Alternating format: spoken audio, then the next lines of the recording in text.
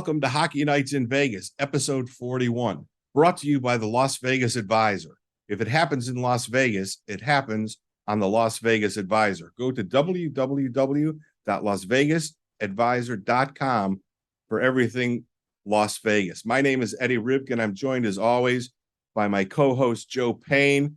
Joe, let's get right to it.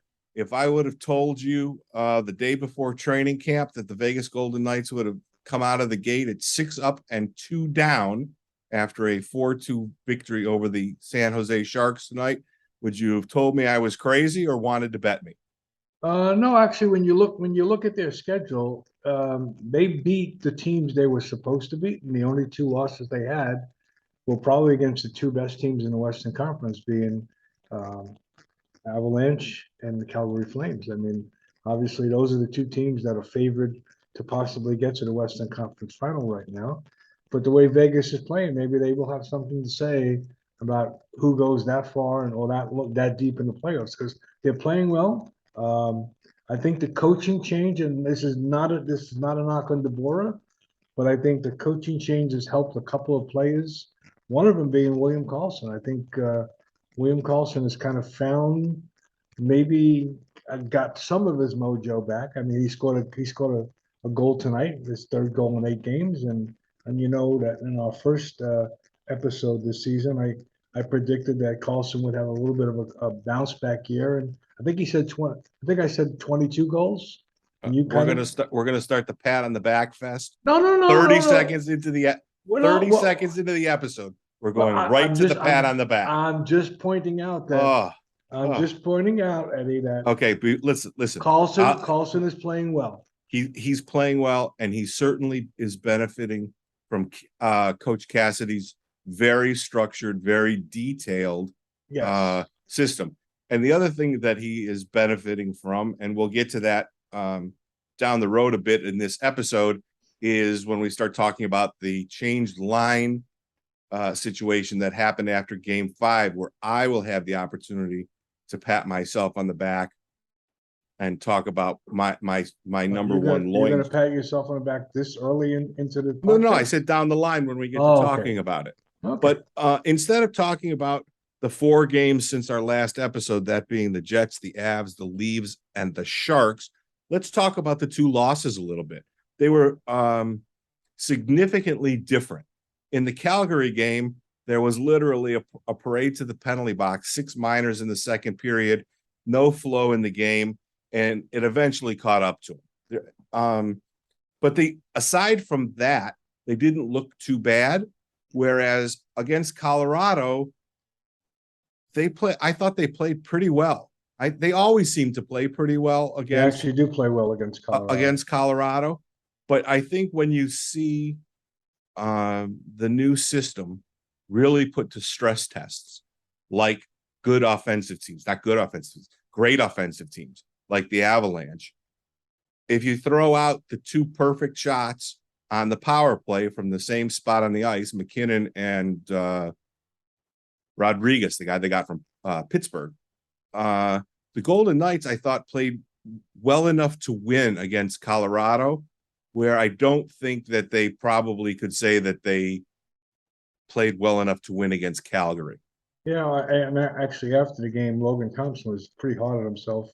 He thought if he stopped the third goal, that when Vegas had the opportunity to tie it up and send it to overtime, he was pretty difficult on himself. But Cassidy came right back with Logan last night. Last night, because we're doing a podcast immediately after the San Jose game. And I think Logan responded well. He played very well, I believe, last night.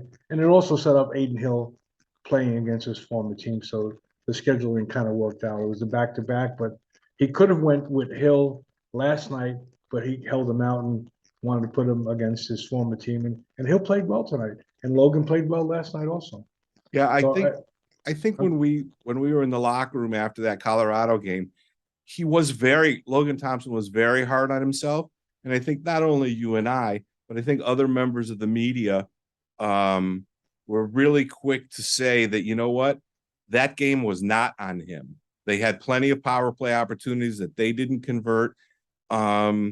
Yes, I get the big saves at key times position, but I think that he was too hard on himself, and I'm sure that the team, if he was down a little bit, thinking that he may have cost them the game, I think that they righted that ship right away, because that Colorado game was absolutely 100% not on Logan Thompson. No, it wasn't, and he responded well last night in Oh, the it was game. fantastic. It was fantastic last night. And even Coach Cassidy made a point to point out that he got the opportune time to pretty much slow the game down a little bit by directing pucks, not just into the corner, but up into the net to get a stoppage of play.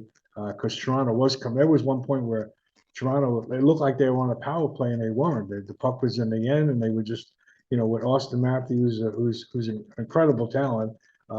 They looked like they were, they was it the bend, but they didn't break against Toronto, and I think they survived that and wound up pulling out a really big win against a good team. Toronto has stumbled a little bit out of the gate, which is usual for them, and they stumble in the beginning of the season and they stumble in round one.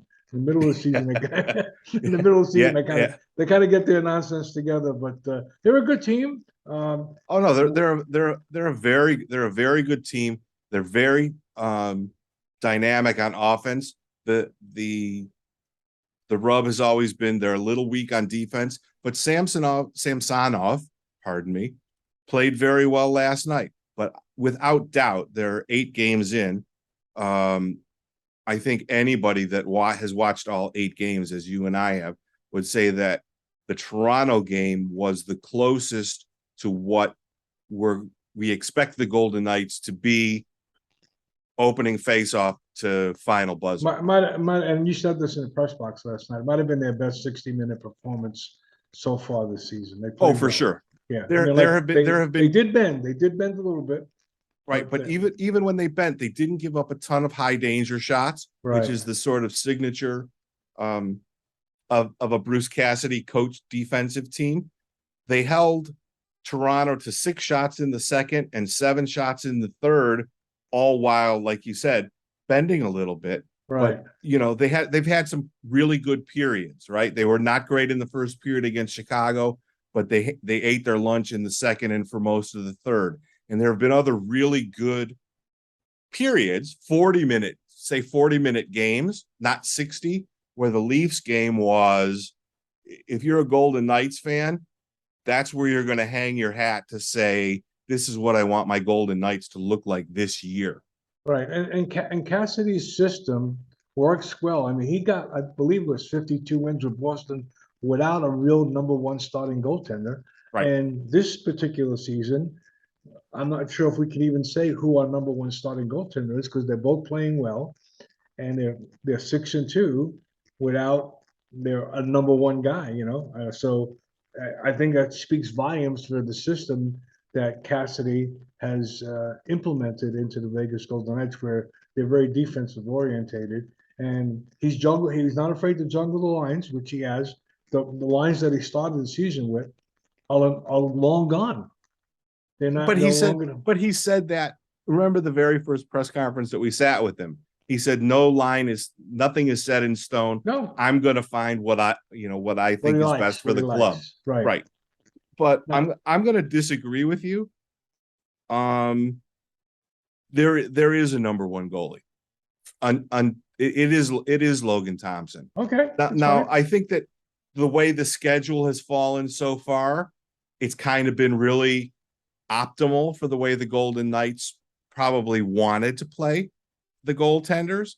But I think when we get into the meat of it, I think that the majority of the big games, they're going to try to have Logan Thompson in net. Now, the caveat, of course, is what happens when Laurent Brossoit comes back, whenever that is.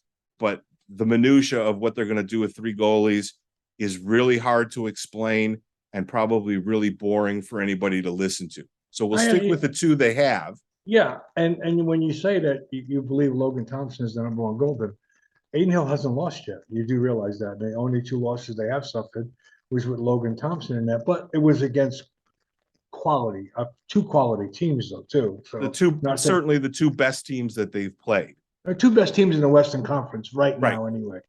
And I think that is the indication that if they go, what were we talking about? 55-25 or 55-27 to get to 82, something like that. That depending, of course, on back-to-backs and travel and things like that, it just seems to feel like Logan Thompson is going to get the big games. And it's not going to be, there's going to be no more 65 start game seasons or anything like that. But I just feel like Logan Thompson has put to rest any of the, what would you call them? Can he repeat his performance of the end of last year doubts? I'm pretty comfortable saying that it's the same Logan Thompson, maybe even a little bit better with a different goalie coach. Does he? Okay, and he actually Logan said that Sean Burke, the new goaltending coach for the Vegas Golden Knights, has really helped him in his game. So do you think Logan gets the next two games? Does Logan get Friday and Sunday's game, or does Aiden Hill get Sunday's game? Friday is the Ducks. I don't remember who Sunday is. Do you remember who Sunday is? I do not. I think they probably go back to Logan Thompson for Nevada Day, the 3:00 start on Friday. And it depends. They get into a rhythm, into an every other day playing rhythm here pretty soon, where they're going to have 7 games in 14 days or something like that, including a bit of a roadie. So I think that they're going to probably continue to sort of platoon them, because they have the luxury of doing it. Like you said, Aiden Hill was, I guess it's fair to say, awful in the preseason game against the Sharks. Yes. But I think combined their save percentage is approaching .930, and their goals against is about 2.1, or something like that. So I think that they're going to probably platoon them, and they need to keep people as fresh as they can. Right? Yeah, but the fact that Friday's game is an afternoon game, he may come back with Logan for Sunday's game, because he actually gets almost 2 full days off because of it being the early game. So I'm thinking he may give Logan the next 2 games, and then Aiden Hill gets the one after that. We'll see what happens though. Okay, let's switch topics to the Iron Man, Phil the Thrill. He scored his 400th goal twice. He did. once last night, and unfortunately, Wild Bill got pushed into the offensive zone for offside, and the goal was taken back. But I don't know if you can really put into words what it is that an NHL player has played every single game since November 3rd, 2009, through a pandemic, through 2 full Stanley Cup runs with the Penguins. And it's just, I don't know the right words. It is something that in our lifetime, it would be like if we saw Gehrig and Mantle at their peak when they were the Yankees, the 56-game hit streak and the 2,300 and some game streak. But this is the NHL. Bumps and bruises and high sticks and pucks in the face and everything like that. Yet the very unlikely Phil the Thrill Kessel is the Iron Man, the longest running active streak in the history of the NHL at 990 games. And he really shows no sign of stopping. How do you describe it? I don't know, luck, obviously there's some luck involved, but I always want to play, obviously there's games you can miss throughout your, career, but, I've been fortunate so far. And when you look at him, and we get to see him up close and personal, he's not a big guy, Nope. and the NHL has become so big, so fast, that you wonder how a guy with that kind of body, so to speak, as far as structure-wise, can play 990 games proficiently. It's not like it's not like he played a shift and went off and didn't play again. He's pretty much played a full 990. But here's my question to you, and I was thinking about this today. The NHL has gotten a lot bigger and a lot faster and a lot stronger, but they also have taken out a lot of the physicality out of the game. Do you think Kessler's streak that helped Kessler's streak, that the game has lost some of its physicality? Because when the old days, when it was just rock'em sock'em hockey, guys never were able to put streaks like this together because it pretty much was, survival of the fittest. So do you think Kessler's streak is helped by the fact that the physicality of the game has been toned down a bit? Or do you think it's even Maybe more, maybe a or do you, maybe a let me just, little bit. or do you think his streak even is more impressive, the fact that the players in the league are bigger, faster, and stronger? That's my question. I think it may be a little bit, but Phil Kessel has never been an enormously physical player. He's always, I mean, he's a fantastic skater that doesn't really get addressed much. You saw him literally blow by the defenseman today when he scored the first goal. With one hand on a stick protecting the puck, which was impressive, and he didn't bring the second hand onto the stick until he had to make the move with the puck. But I don't know if I'm sure you saw that. It was really impressive. So I think that there's probably is some of that. I think style of play certainly is a bigger part of that because he's always been more of a finesse guy. He doesn't get hit a lot. He also doesn't hit a lot, but all things being what they are, it's mind numbing. There are going to be people who are listening to this podcast who were like in elementary school in 2009 when Phil Kessel started this streak. Right. I mean, the sheer magnitude of it's really something. If you're really a hockey fan, you're very privileged to see these sort of records get broken. And it may happen again a couple of years down the line when Ovi, if he stays healthy, breaks Wayne Gretzky's record. They said, you and I are kids of a much different era when they said nobody would catch Gordie Howe. Right. And then now you have Gretzky who raced past him. And now it looks like, again, if Ovi stays healthy, that he should catch Wayne Gretzky late next year or early in the 24-25 season. And as not a historian, but as a fan of the game, it really is something for us. And, it's stick taps to Phil Kessel for an incredible record. And he's such a humble guy. Yeah. We talked to him in the locker room after the game, and he doesn't even really want to talk to us. Let's be honest. If he had his way, he would not come out and talk to us. He would have done none of the stuff he's done the last 2 days. It was the first time in any of the home games that he was even available to the media after the game, and I think it was kind of mandatory because he tied the record. And, right. and we do have a little bit of a video of him post game that hopefully we'll be able to drop in here that you'll see. He's just unassuming. He goes about his business. He has almost what you would call zero ego, which is hard to find in a professional athlete today, in today's day and age. Yeah, he said, I just like to play. Yeah. Right? He said, I just like to play. I like to play and don't give me any water. I don't like water. Right. I don't like the taste of water, which I found amusing. Athletes are always continuously hydrating themselves. Phil, I don't know how he hydrates himself. Is it with blue Gatorade? It must be blue Gatorade or Powerade or whoever the sponsor is. And his protein is hot dogs, right? Right.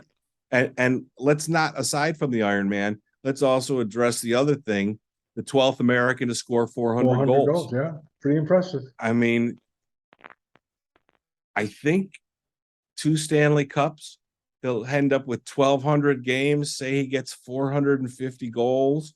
I mean, is he a Hall of Famer? You think he gets to 1,200 games? Total in his career. Oh, total in his career. Okay. Total in his career. I thought you were talking about him playing another 300 games. No. He could go through the rest of this year that gets him to 1,060, right? But I'm talking about 1,200 career games. Oh, okay. 450 goals, call it. close to 1,000, if not 1,000 points, 2 rings, right? Well, is that Hall of Fame credentials? I think it probably is, right? I mean, but he's done it. The thing is, he's done it in the most unassuming. Yeah. It's almost like a church mouse. You never hear the church mouse. You know the church mouse exists, but you don't hear it. It's the same with Phil. He's there. He scores key goals, but you don't even know he's He around. gets the job He done. gets the job done. He absolutely gets the job done. He does stay out of the high traffic areas, though. He does, and I don't want to. I'm not implying that he plays on the perimeter here, not at all, because he will go hunt that punk down. But when he's not obligated to, he stays out of the high contact areas, and it's not a knock on him. It's just he's just a smart hockey player. He knows where to go. He's got a nose for the puck, and when he goes for the puck, he usually gets there. So that's enough slurping of Phil Kessel. You think so? We're about 15 or 18 minutes in, so now it's time. I'm gonna take my pat on the back. Before you take your pat on the back, are you rescinding your pat on the back for Paul Cotter, who hasn't been in the lineup now for, is it 3 or 4 games? 3 games. 3 games. No, not at all. I think that, all right, let's talk about Paul Cotter. The Golden Knights have to get their players into the games. Last year, they didn't have the luxury. It was basically you and I could have showed up with an equipment bag and probably played. But this year, they have a full lineup and they have multiple healthy scratches. Hutton, Decision, and Cotter right now. But Bruce Cassidy has said on a number of occasions, these people, they need to play, right? They need to get in the rhythm. I don't think that Cotter did anything to play himself out of the lineup. I think that Bruce Cassidy probably thought it was time to get Amadio into the lineup. And to his credit, Amadio, I think, has responded and played pretty well. I would expect that games that are expected to be less competitive, will be really gentle on how we say that. We may get a Jake Lecision sighting because he hasn't broken the lineup yet. And we're going to start to, I don't want to say we're going to load manage people because that, this isn't basketball. But I think that they're going to start to make use. They're going to keep the kids because they want to keep the kids mentally engaged. And it's got to be hard. And if we ever get a chance to talk to Paul Cotter or Jake Lecision, to talk about the mentality of if you're in the press box and how much harder they work, because they have extra practice times with Misha Donskov and the other coaches to try to stay fresh, but they are young kids. And I wonder about the mentality of making the big club and then us finding them up in the press box. So I'm absolutely not retracting my endorsement of Paul Cotter. Okay. But I'm saying that we're going to, over the next bunch of games, we're going to need to see Jake Lecision. We're going to need to see Ben Hutton. They can't sit for 20 or 30 or 40 games in a row, I don't think. Well, they can't send them down to Henderson. They have to clear waivers. That's the issue here this year. Right. These guys cannot go. Well, they can go down, but they risk the possibility of losing them through the waiver wire. The only one that's waiver exempt, Logan Thompson. Logan Thompson. And you don't see him going down, right? No. Oh my God. No. No. Okay. So no. But again, let's not get into the how they can get it when they have 3 healthy goalie thing. But that's one of the ways. No, I'm not rescinding on Paul Cotter, not one bit. He's still welcome to come on the podcast. He still must bring his fedora and his sunglasses. So back to my pat on the back. Last year, when Eichel started to come around, I said to you that it's got to be Eichel and Stone and Chandler Stevenson. and Pete DeBoer didn't listen. He tried it for a couple of seconds, but much as most of Pete DeBoer's tenure toward the end, actually for most of it, he wasn't quick to make changes. We're not going to talk about the power play anymore because that horse has been dead for Over months. and done with. But it is sort of a signature thing that he is less of a tinkerer, perhaps, certainly than Gerard Gallant was. And certainly, as Bruce Cassidy has proved to have been, they were through 5 games and they were playing pretty well, and he wasn't satisfied. And in the third period of I think the Avs game, we saw Stevenson, Stone, and Eichel, and we saw the Misfits back together. And we saw Phil Kessel drop to the third line. And everybody, all of us in the room, jumped right on it in the post-game press conference. And he said, listen, I can start the games like that. I can finish the games like that. I can do that anytime I want. It's the great luxury to have to be able to do that. So we go to the practice the next day, and what do we see? They're there together again. And now they are. Chandler Stevenson could have scored again tonight on the breakaway. But the thing is that line is frightfully good. The amount of high danger chances that they generated against the Leafs, the puck retrieval that they have in the offensive zone, when they get going with those two fast guys and a playmaker like Stone, man, oh man, that's fun hockey to watch. So, I'm gonna pat myself on the back and say that this is probably going to stay for a while because there ain't too many lines out there that are going to be able to nullify that line. Yeah, and the reason last year when I didn't think that would happen, because one of the weaknesses that Vegas has had throughout their first 5 seasons was right down the center, in the center position. And your idea of playing Stevenson, Stone, and Eichel together, you were taking 2 centers and putting them on the same line, which would hurt depth-wise of the team center-wise.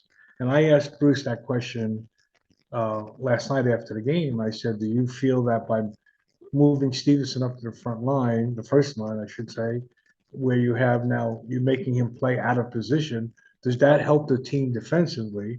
And Bruce pretty much said, we have a defensive system in place where it's just not relying on one player. It's relying on all players throughout the lineup.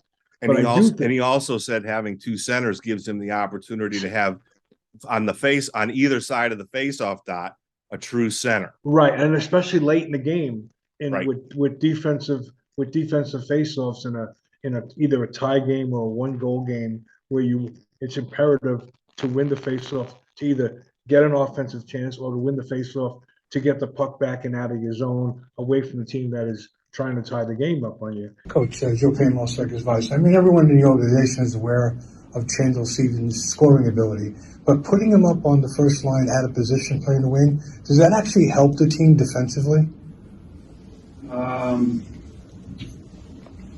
Well, our defensive system relies on its layers. So to me, it's not one player. Now, guys have a good awareness and commitment. Yeah, that makes it stronger. The fact that it makes us better defensively, him up there, I'll tell you how it would, is because he can take draws on his strong side. So in our zone, I can put Eichel's line out against anybody. They got a centerman on his strong side on either dot. His ability to, sometimes good defensive lines are good defensively because they're a threat offensively too, and that's the other part of it, right? He's a threat to get going, so it puts their D on their heels. So now you're playing against a forward line, not necessarily as many active D. So I think he makes us a better defensive team no matter where he plays. If Brett Howden can keep it up in the middle and kind of handle those responsibilities, then I'll tell you yes, absolutely, because of the dominant effect. And one thing about Bruce, and you and I have discussed this, and so is of other people in the media and in the press box, he is so transparent on his answering the questions, whereby and nothing against Gallant or DeBoer, they always kind of skirted the issue never gave you an honest to goodness, this is what the team is thinking, this is what we want to do. Where with Cassidy, he pretty much tells you, listen, this is our plan, this is what we want to do. And it makes our jobs easier because we can see what's going on. And we said, yeah, that's exactly what he said he's looking to do. So do you feel that it's kind of refreshing to have a guy like Cassidy speaking to us post game? Listen, I think it's fantastic. I don't think any of us need to ask him any questions. I think he could walk up there and tell us about the game from his perspective, and anything that we would possibly ask, he would cover. He seems to have a photographic memory. His recall of His recall on unbelievable. specific plays, specific parts of periods from previous games. Listen, you've asked me a number of times, when are you going to ask a question? And I tell you the same thing every time. When I have something I want to know that nobody asks, I'll ask a question. The difference is this year, Bruce Cassidy tells me everything I want to know. Right. And he tells it in a very hockey forward sense. And it may be a little difficult for some people to sort of to translate it, but for me, I could listen to the man talk about his team and what he's doing all day. You know, the best gig we could ever get is if they let us watch him break down film. Could you imagine how much we could learn if they would let us in the room? Good luck with that. That's never going to happen. But no, but if he's that analytical without a picture in front of him and his recall for almost shift by shift, right?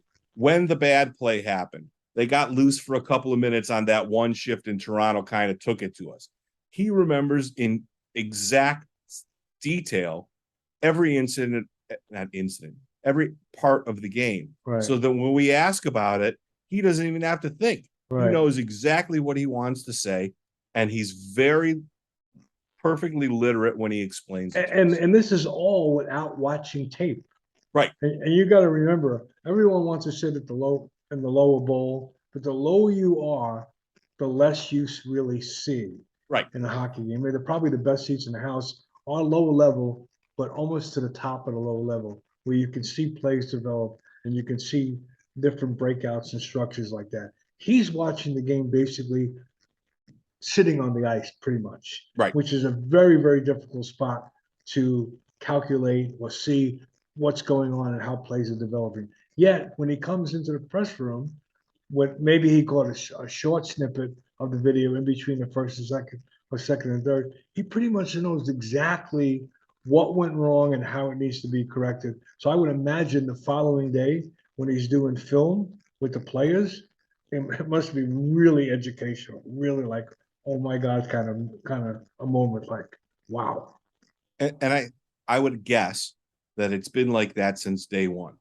From day one of training camp is they broke it into 3 sessions so that 2 of the groups were watching video and one was on the ice learning what they were being taught. Right. And you can tell that aspect is, I think, the benchmark of a Bruce Cassidy coach team. Yeah, because in previous preseasons, you know, anybody that's gone to City National Arena is a double rink, and the whole team would be on both rinks at the same time. Right. Well, the coach can only be on one rink, so there's things going on in rink B, so to speak, that he's not going to be able to see. He changed that this season by having the team on the same ice at the same time in groups of 3. So he was always on the ice, seeing what was going on, and in between the breaks is a lot of the film work was done. So he's pretty much hands-on, and I think that is showing right now in the way the players have quickly kind of got up to speed on what he wants them to do in his system. I think it's outstanding. We wondered for just a minute if he was going to be the right guy to be the third coach of the Vegas Golden Knights. And I think that our first clue happened about 3 minutes into his very opening remarks to all of us when he said accountability. And now that we are 8 games into the season and we've had a chance to talk to him, fairly consistently. He is as singularly focused and driven a coach that believes in what he teaches as anybody that I've ever seen. I mean, the results speak for themselves. Won the Jack Adams less than 3 years ago. His winning percentage, his team's power play percentage, his team's PK, defending shots against, all the analytics that we don't go into, thankfully, on the podcast. He's that guy. I mean, and I don't know who he pissed off in Boston that they thought he was expendable, but Kelly McCrimmon, and we know that he gets knocked by everybody. This was a good thing. He jumped right on that opportunity, and Bruce Cassidy was unemployed for 6 days or 8 days. Something like that. It was a quick turnaround for him. And you're right, McCrimmon has gotten a lot of heat, sometimes unnecessarily, but this one he got right.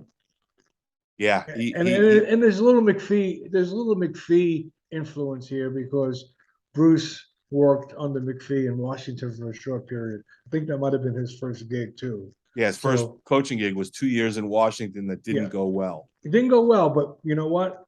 To his credit, he went all the way back down to the ECHL and came all the way back up. Right. And McPhee probably saw that and realized, hey, this guy's pretty good. He's no longer employed by Boston. Let's bring him in and talk to him.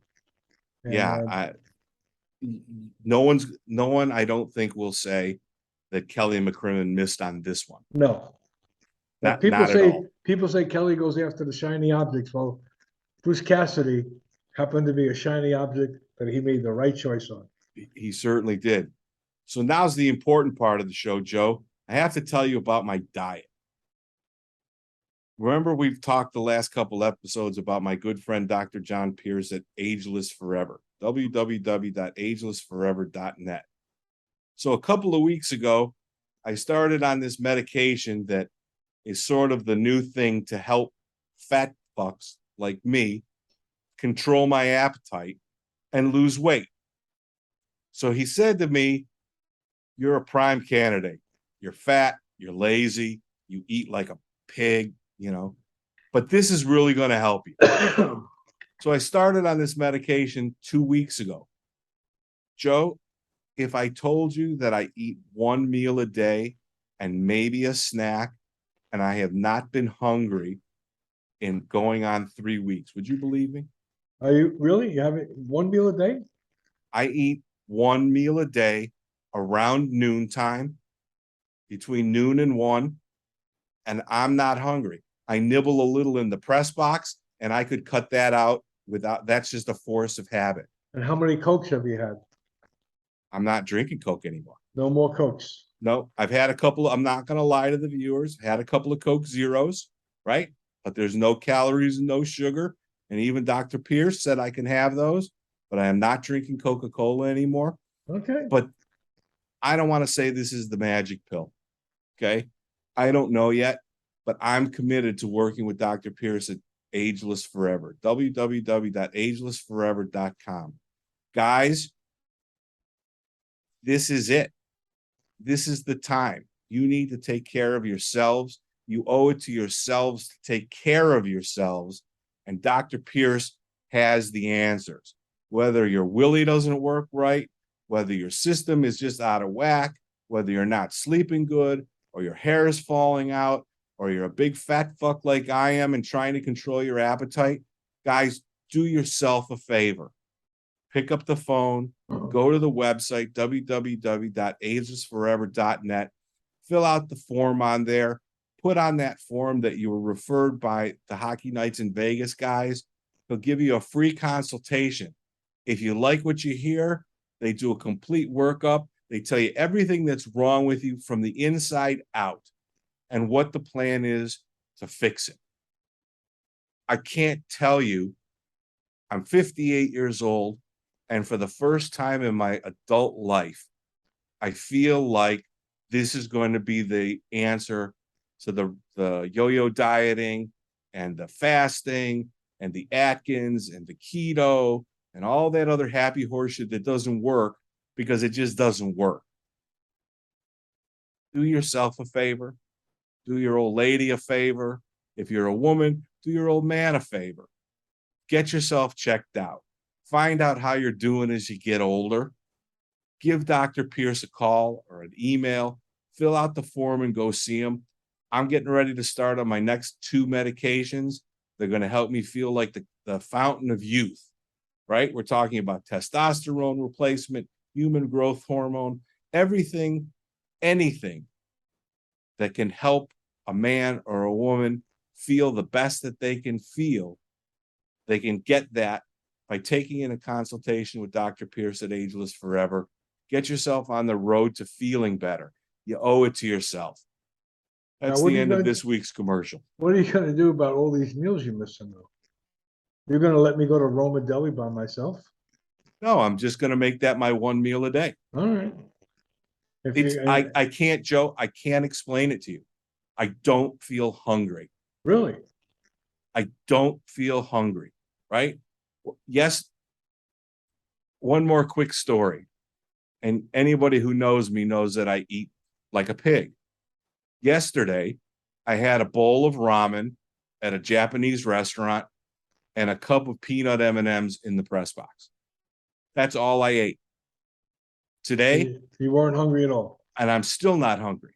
And that was around noon, and we were at the game at 5:30. Today, I had 2 bowls of cereal about 1 o'clock in the afternoon, and I haven't even had a snack. And I've had 3 or 4 bottles of water. And I'm not hungry.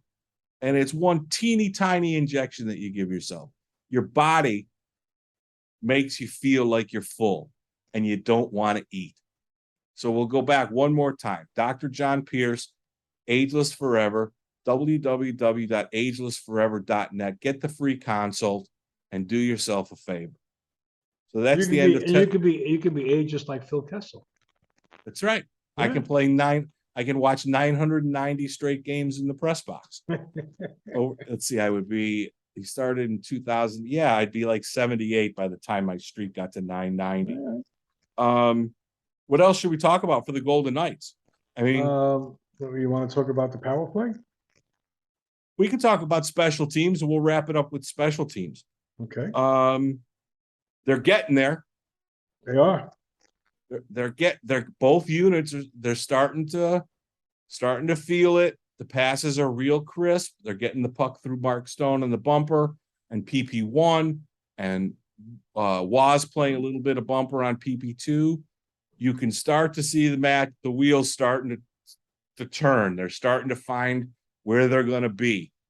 You know, their wall guys, Eichel and Kessel and Marchessault, are starting to control the play, and the play's running off the half wall. Do you like Eichel in the bumper spot? He made a great pass the other night. I don't like him in the play. bumper. I like him on the wall. You really? I like Stone's a bigger body. I like Stone on the bumper. He's bigger. You like him on a bumper? I like Stone on the bumper. Well, didn't I ask you that? Yeah, no, you said Eichel. I'm sorry. I meant to say Stone. You like I like Stone? I like Stone Yeah. on the bumper, Eichel on the half wall. Right. Okay.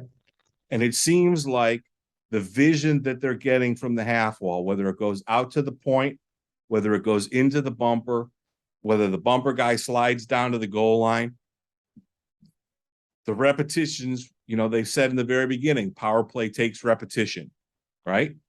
Repetition. Well, they're getting some reps, and you can clearly see it's coming. I don't know what the percentage is. I don't really care. I'm looking at chances and opportunities, right? And they've had more chances or opportunities in the first 8 games this year, and then we'll just let that sentence, drift off. The only thing that I think needs a tinge bit of improvement is their entry on the power play. I've seen too many times the puck goes in and comes right back out. And if they were to get the puck inconsistently more, then we can see the skill of Stone in a bumper and Eichel on the half wall and Marchessault on the opposite wall. But it seems like the entry into sometimes. Still a little rough, Right. but I don't think they can much go wrong. And you and I both have incredible disdain for the back pass coming at, exiting the zone. Despise that.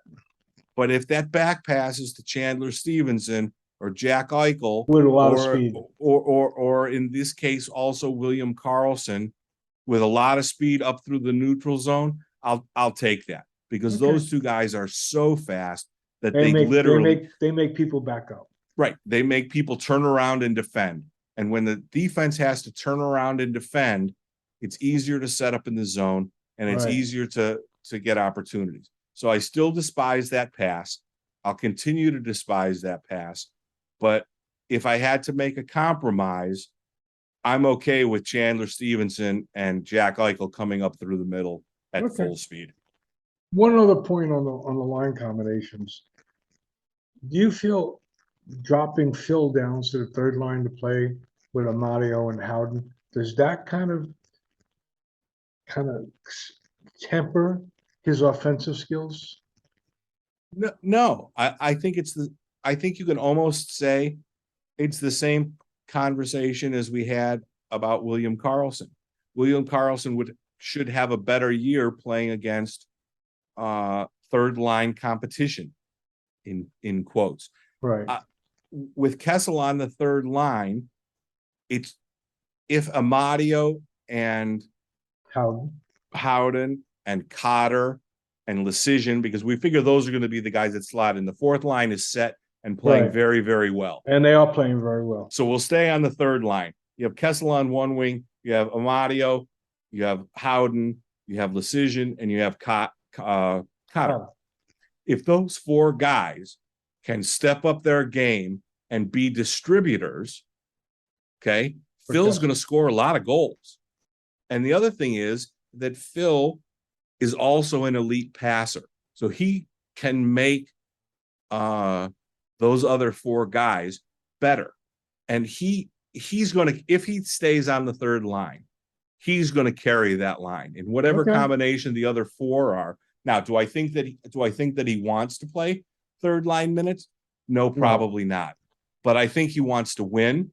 And I think that right now, with the top two lines looking very, very good, this is where he's going to be for a while. And if he can make some hay while the sun's shining with those kids, and they're really all kids, the four of them, not just Cotter and Lecision, they have the opportunity to be a very dynamic third line and put a lot of points up. Yeah, and I think those four kids are going to benefit from playing with Phil. You have to. Yeah. You have to, because just find some open ice, Phil will find you. Right, exactly. Work to the open ice. Right. Or if you're carrying the puck, get it to Phil. Know where Phil is. Right, exactly. Because Phil, we know, has a nose for the net. Right. So I think that though he may not think it's the best for him, I think that he realizes that third line with a bunch of young wingers and centermen feeding him and him feeding them is an opportunity for them to have a significant role in putting points on the score sheets for the Golden Knights. Sounds good. I like it. So today is the 25th. That's going to wrap up episode 41. Thanks to the Las Vegas Advisor, www.lasvegasadvisor.com. If it happens in Las Vegas, it happens on the Las Vegas Advisor website. Next podcast coming up is November